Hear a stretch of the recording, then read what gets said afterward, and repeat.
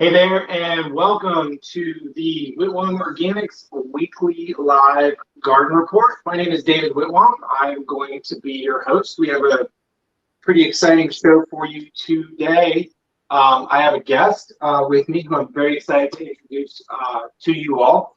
But first, I'm going to jump into our weekly garden report, nursery report. What we have been planting in the garden. I went over some of this stuff with you last week, and I just wanted to let everybody know that everything has germinated and come up just fine, even with all of this heat. So we have germinated our Piracicaba broccoli. That's a broccoli from Brazil. Perpetual spinach, which is actually in the Swiss chard family. A very heat-tolerant broccoli raw rapini called Zamboni. Chives, thyme, sweet basil, Thai basil. Melons and cucumbers are all up. We have a few Asian variety cucumbers. For tomatoes, we've already germinated. They're already up less than a week.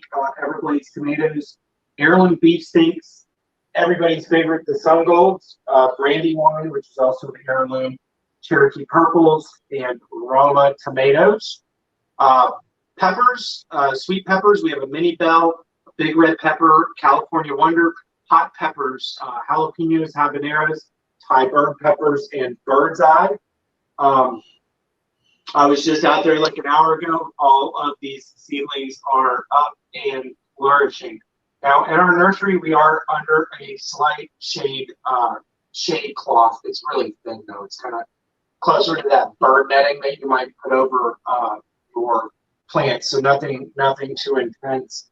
I know a lot of folks out there want to wait until the weather really cools off, maybe like the end of October, to plant stuff out.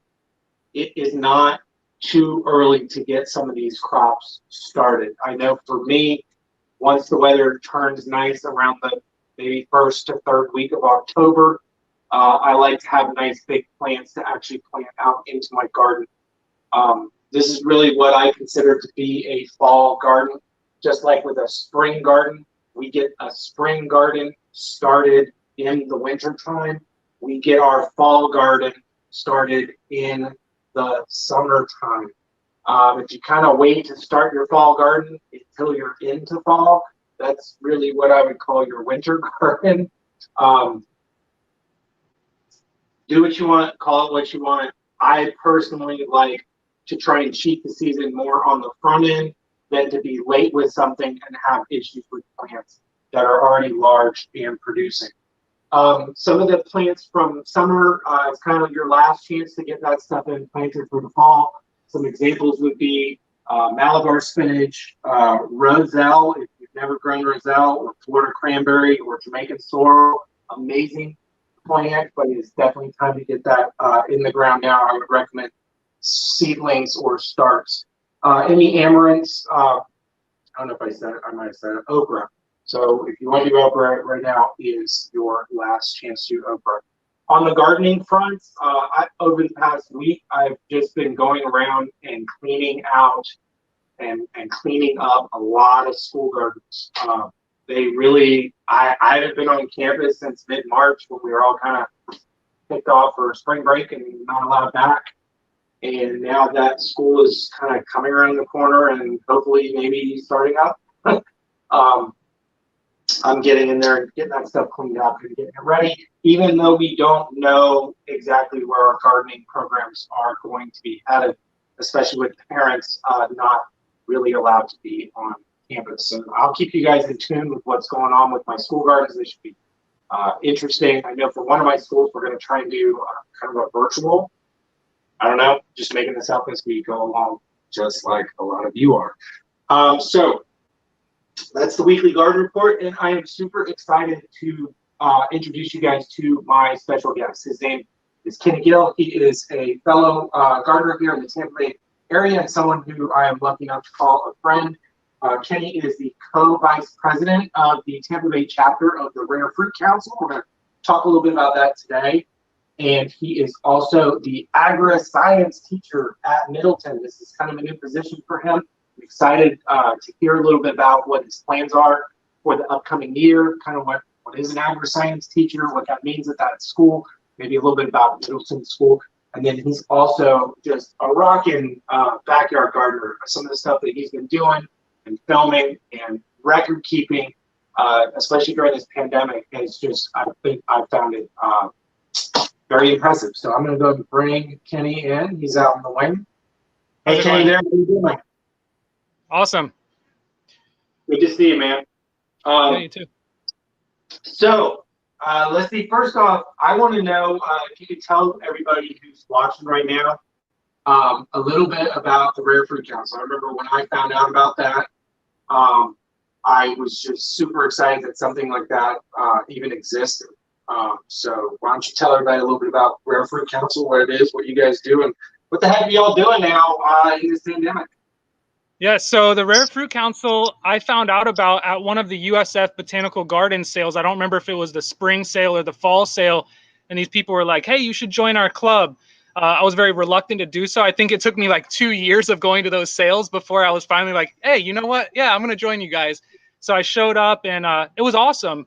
My first time at one of our meetings, I ended up taking home like $50 worth of plants for maybe like $5 in raffle tickets that I had bought at our meeting.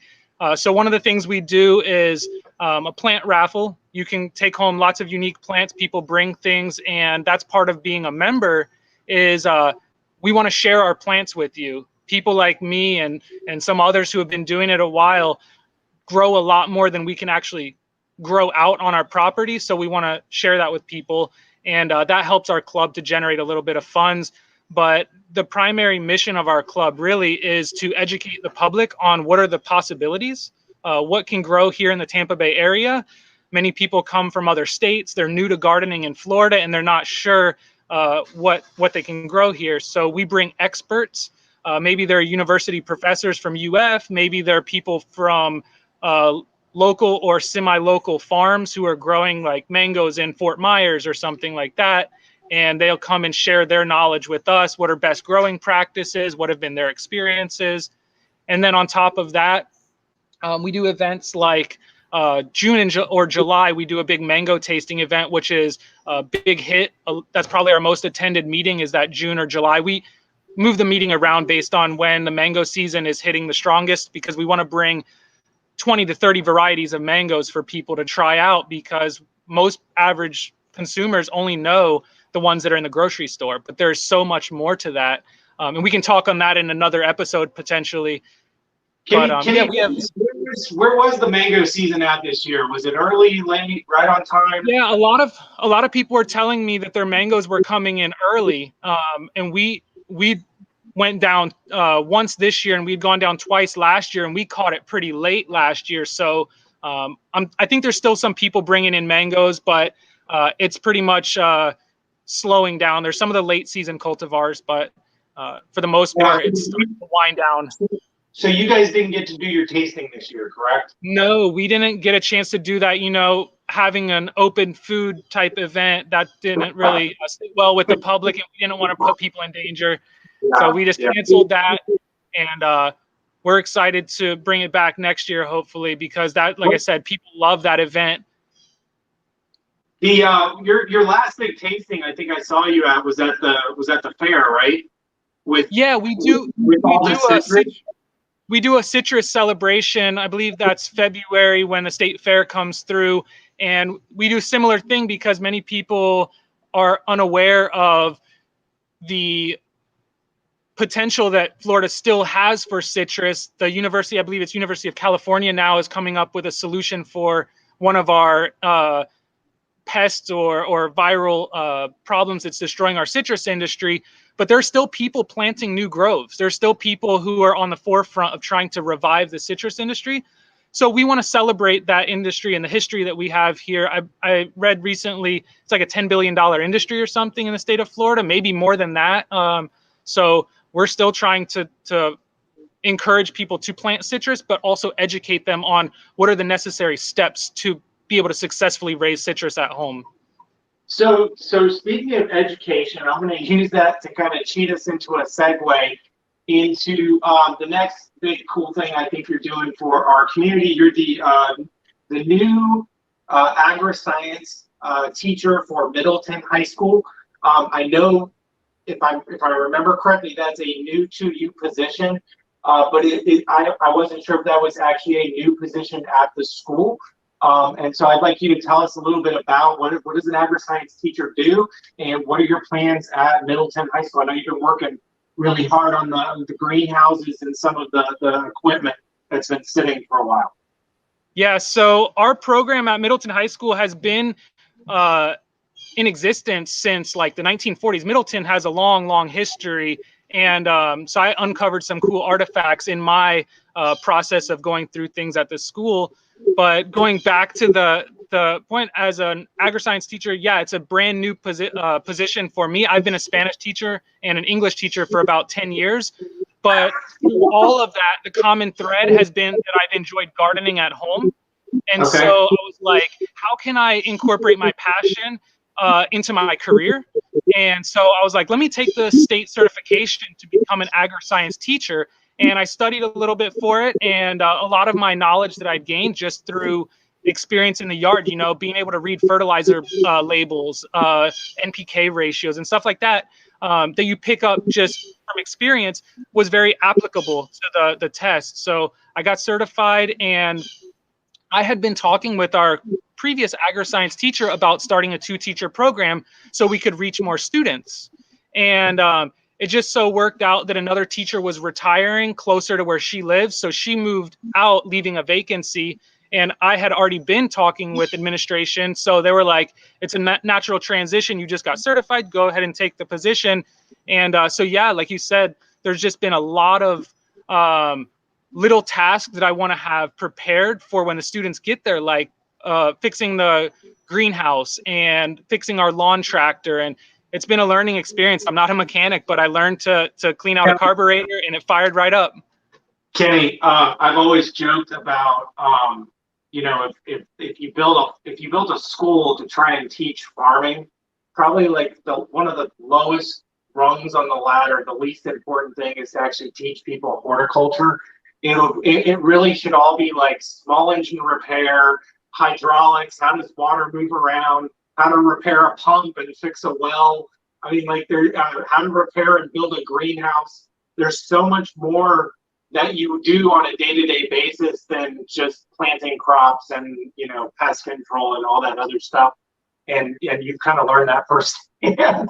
Yeah, absolutely. And that's one of the things I've been contacting a lot of different companies and trying to get grants and stuff like that for our program, because I'm essentially starting the program over. There wasn't like a pot of money left behind for me. And what I'm finding is with some of the companies, they are willing to you know, help us out, but they're telling us to, you know, hold off right now because we're not sure with how the schools are going to open and how many students we're going to have.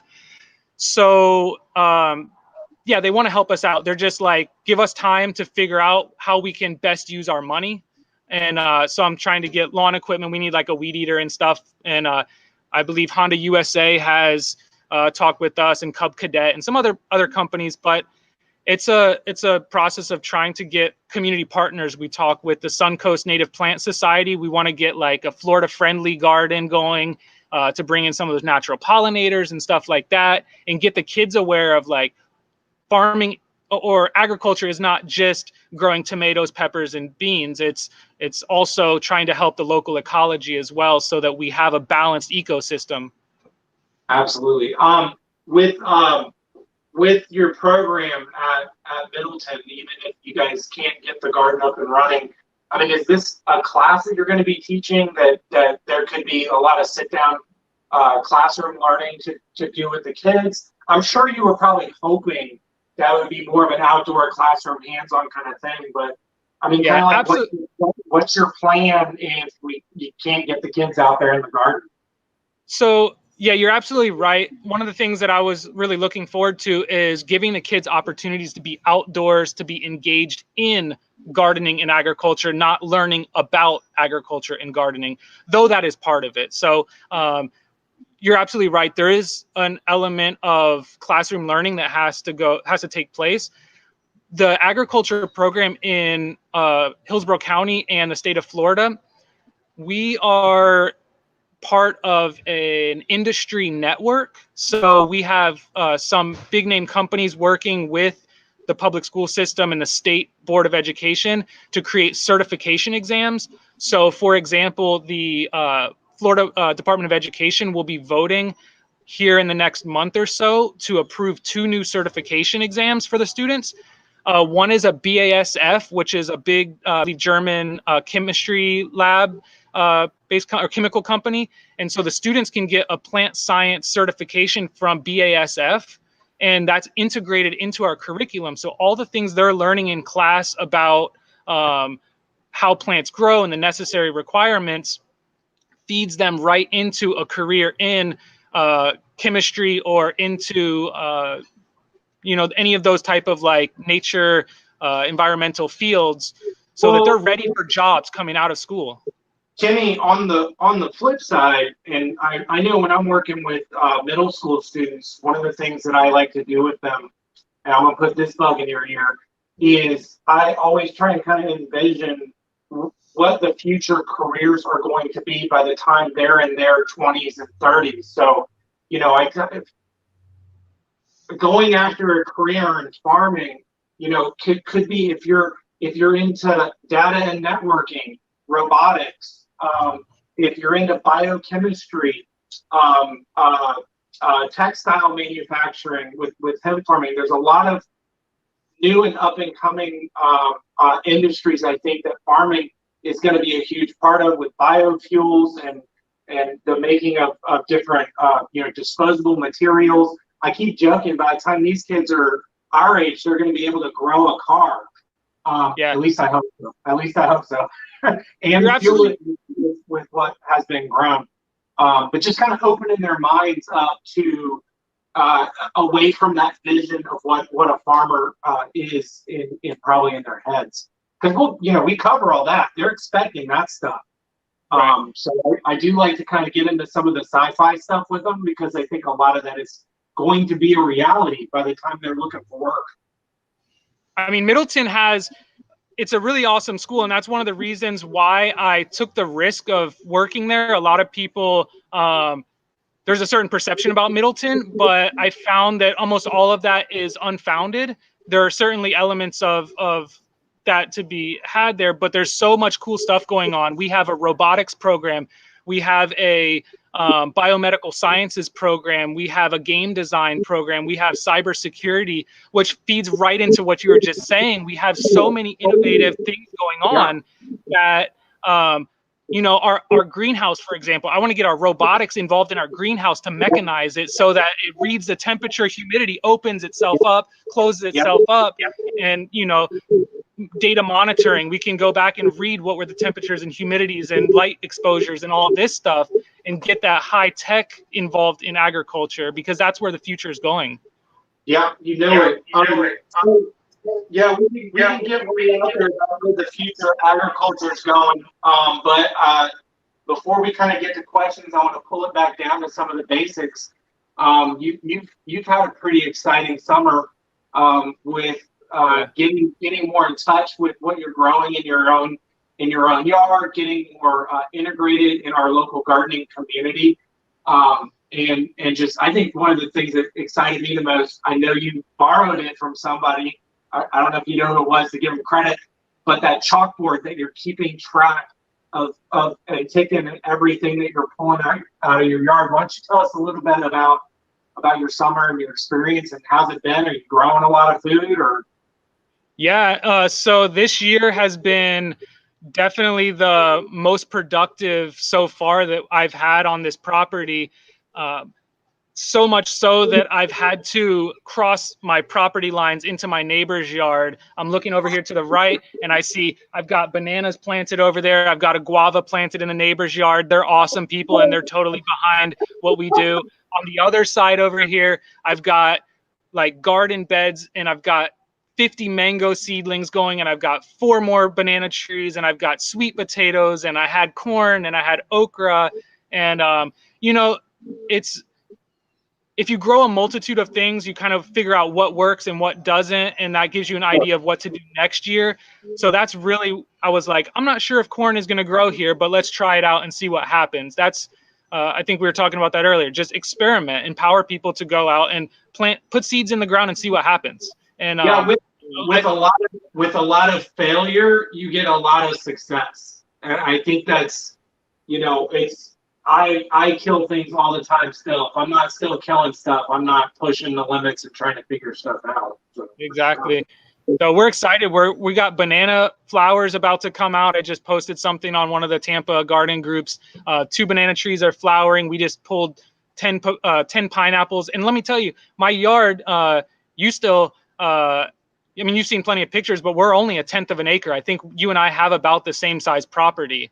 And right.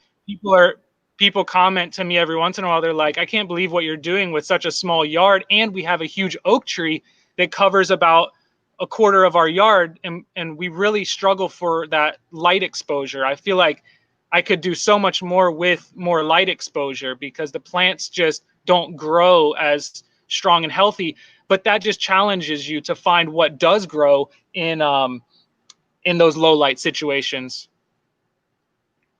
Yeah, we have a multitude of different types of light situations around as well, and it's kind of like you take the good with the bad.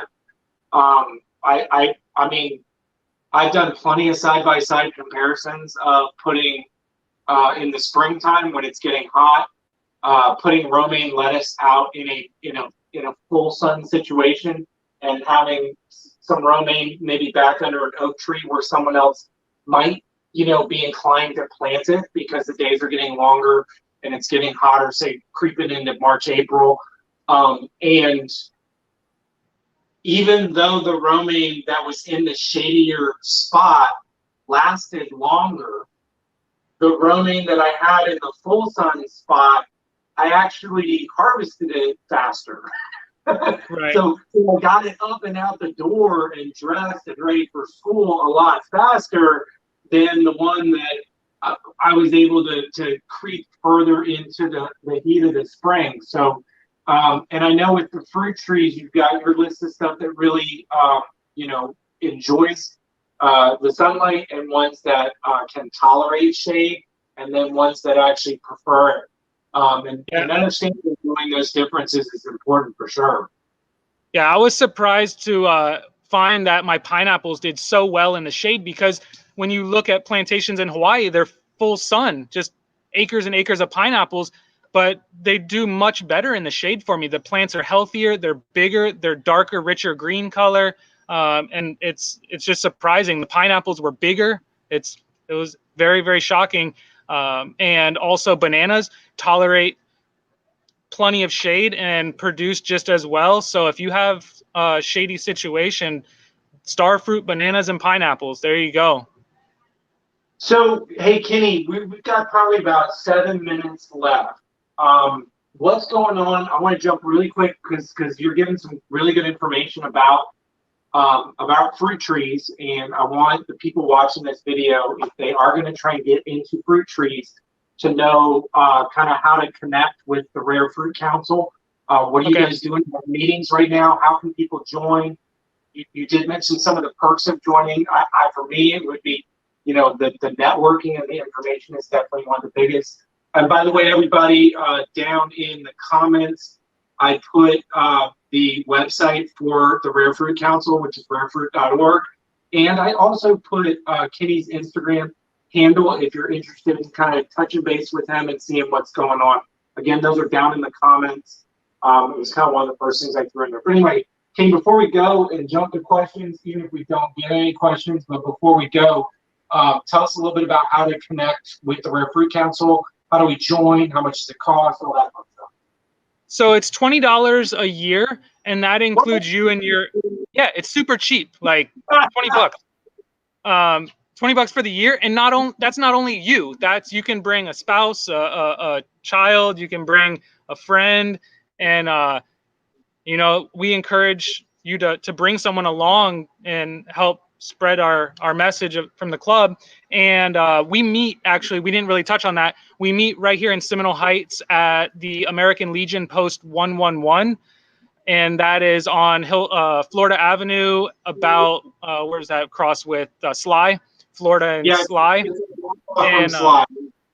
but currently we're not meeting face-to-face. We've had a couple of board meetings, and the general consensus is, per CDC rules, we didn't want to put people in a situation to transmit COVID or anything like that. So we're just holding off and playing it month by month until we start to see the numbers come down.